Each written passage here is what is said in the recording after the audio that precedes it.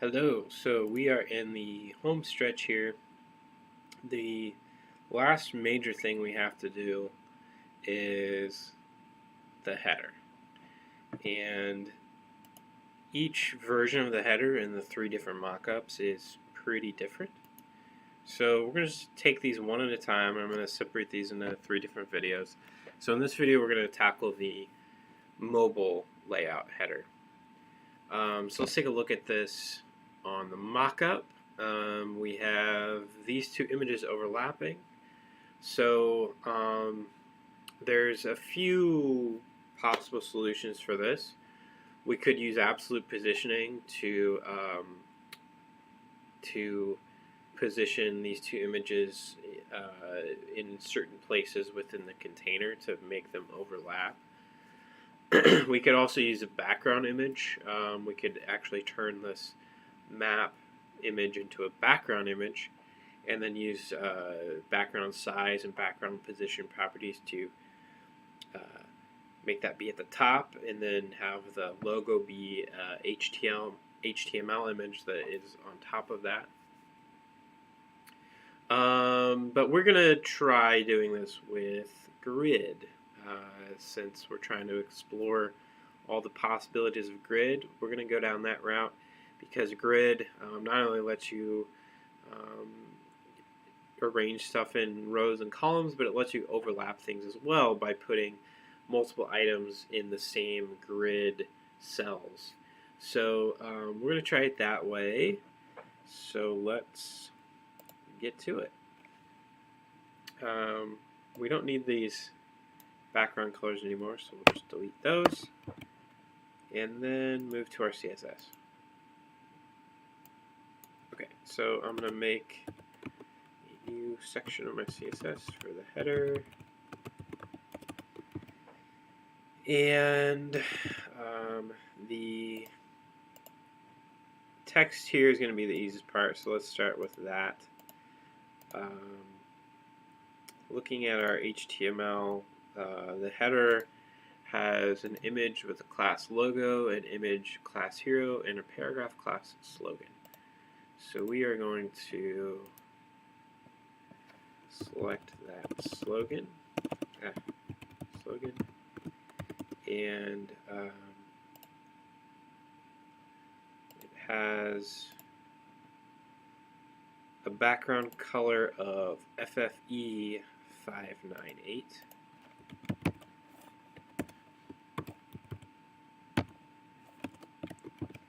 And it has a text color 7F7967.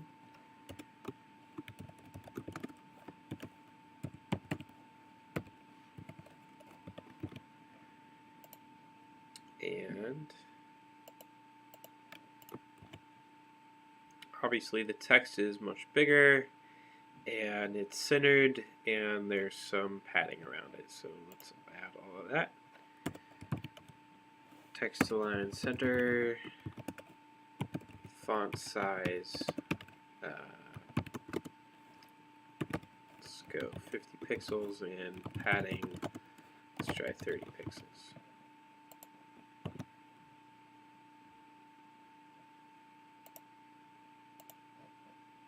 Oh wow, I got that pretty close just by guessing those numbers.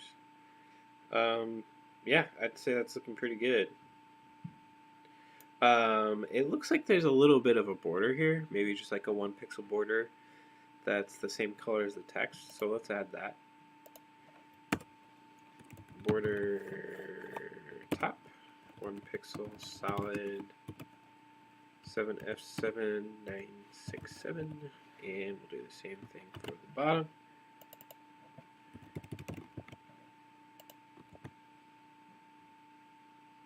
Alright, cool. Alright, so let's move on to the images.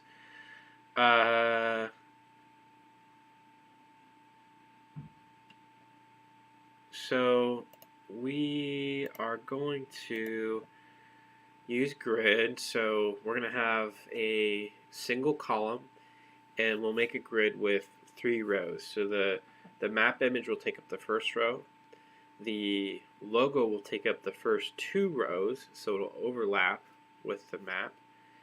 So the second row will be like this area where it's just the background color here. And then the third row will be the slogan. Okay, so we will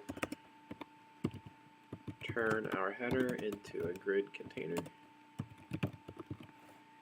And grid, we use a good old grid template columns to give it 1 single column, and grid template rows to give it 3 rows. We don't know exactly what size they need to be. We'll just use FRs for now. They aren't going to all be the same size though. FRs will make them all the same size, but each row is actually different size. So let's just do 1 FR, 1 FR, 1 FR for now, and we'll see what that looks like.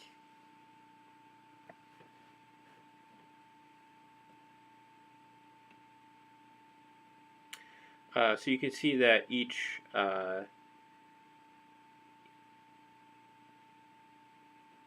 row is taking up an equal amount of space, which we don't want.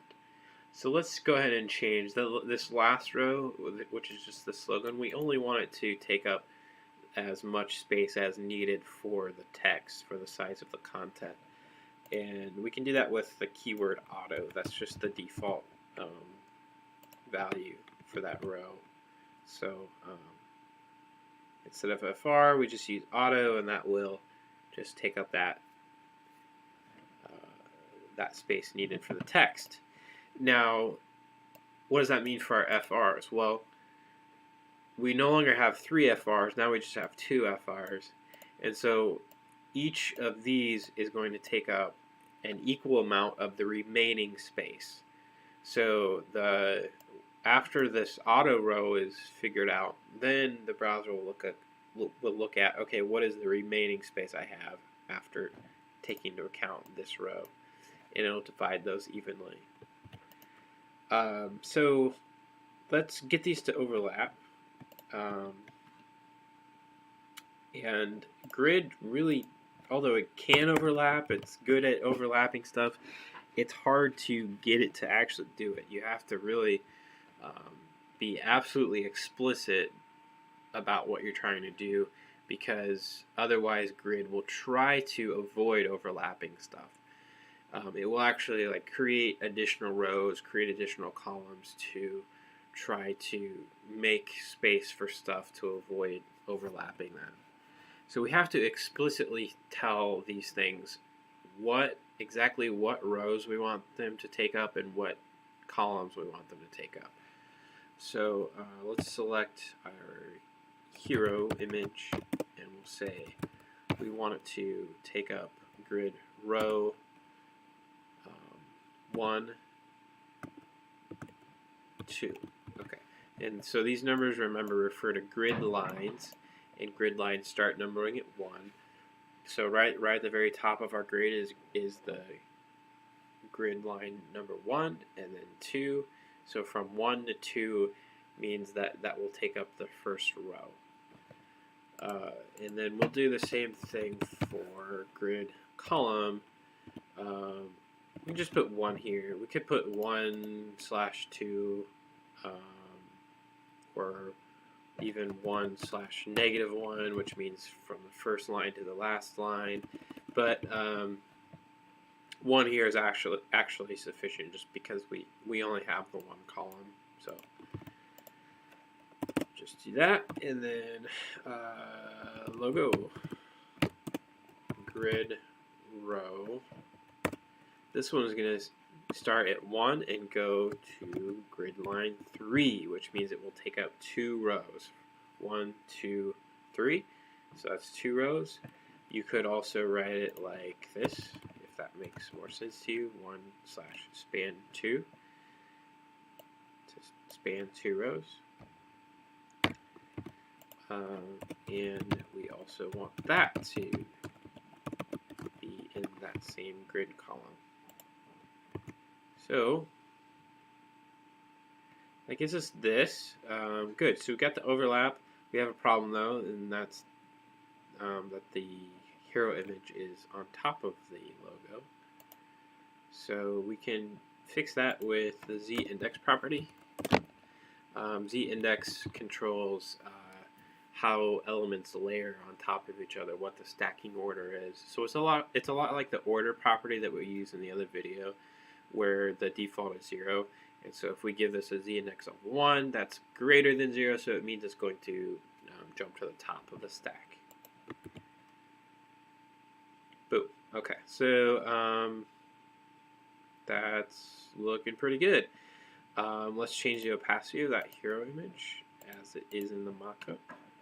It's got an opacity there, so opacity 0.5.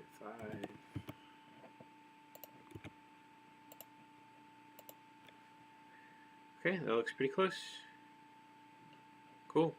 Yeah, so we pretty much have it. There's a few things that I am not crazy about, and one is that this slogan text,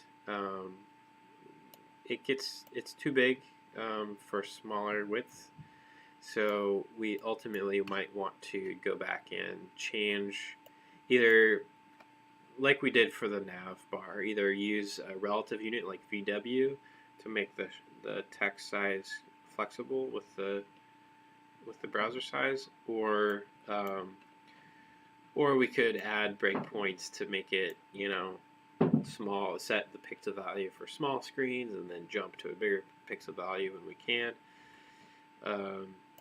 So I'm not gonna do that in this video, but because we already did that with the nav bar, so you've seen that before. The other thing I'm not crazy about here is that the text breaks right here. I would like to keep vision oriented all together all the time. There's not really an easy way to fix this because there's no CSS property that we can use to say, hey, do not break on hyphens. We can say, like, don't break on anything. Like we could make the browser not break on spaces or anything. We can't, though, just target specifically hyphens. So there's a couple options. We could use a non-breaking hyphen.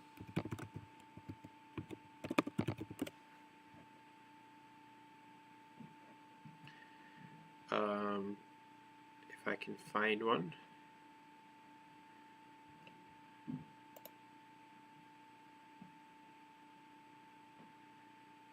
Okay, so there it is. I can either use the hex code, or I can just like copy and paste the actual character. It will look exactly the same in the code, but is actually two different characters. And you can see Adam knows it's a different character because it sees that it's been modified. If it was the exact same character, then it wouldn't show up as being modified. So it's kind of like you might have encountered like in BSP a non-breaking space versus just like hitting the space bar. So it's the same idea. The browser will break lines on a space always if it needs to.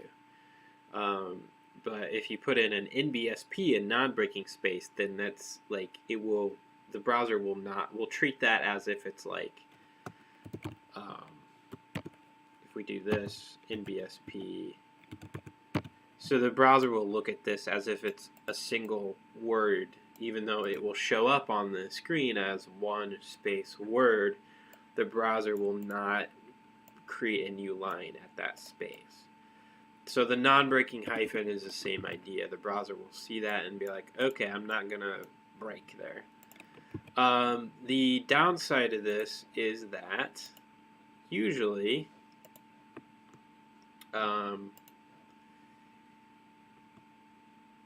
the font doesn't have a version of that character. So if we refresh here, watch the hyphen, it's going to jump to be on the same line, but the hyphen character is going to look different because this font doesn't actually have a non-breaking hyphen character supported.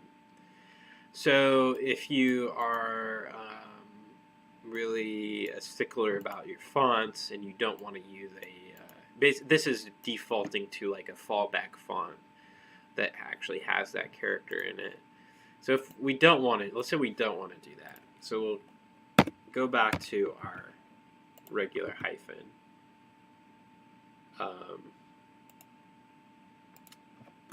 What we can do instead is just put a span around this thing, just around the vision oriented part, and we will look up the CSS property because I forget what it is. CSS break word.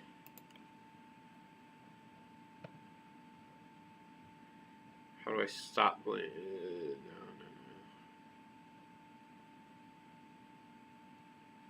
Overflow, word break.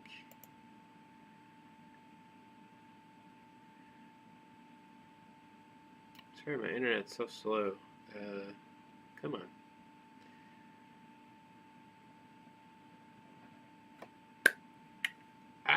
Come on. Load the page, please.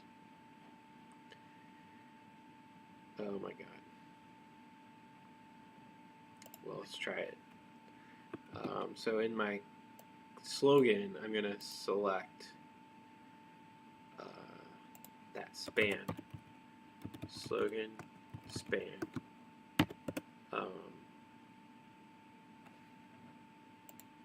Here we go. Word break. The word break property can be used to change when line breaks ought to occur. So we are going to tell the browser to not break at all. Can we do that? Oh, maybe we want the white space property.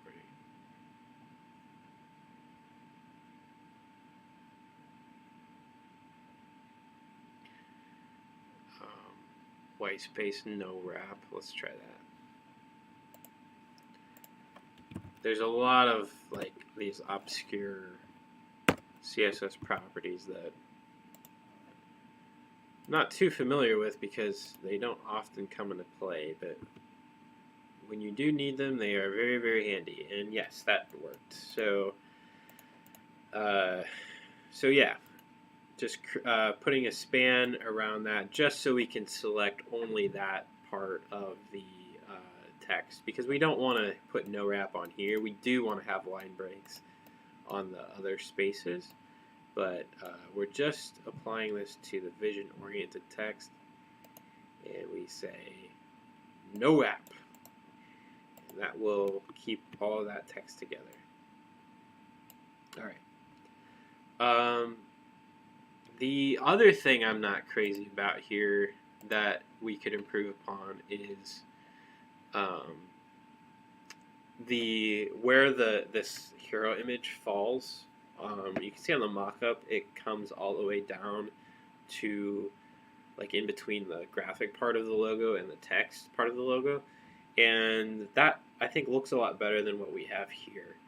So I would like to try to make that happen.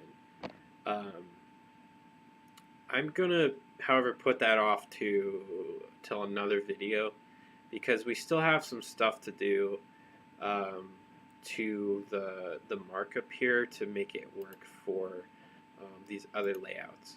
So I have the feeling that if we try to do too much here, we're gonna have to go back and kind of undo some stuff later. So let's go ahead and get the other layouts, the tablet and the desktop header working, and then in the end we can come back and try to get this effect. All right, so I'll see you for the tablet layout.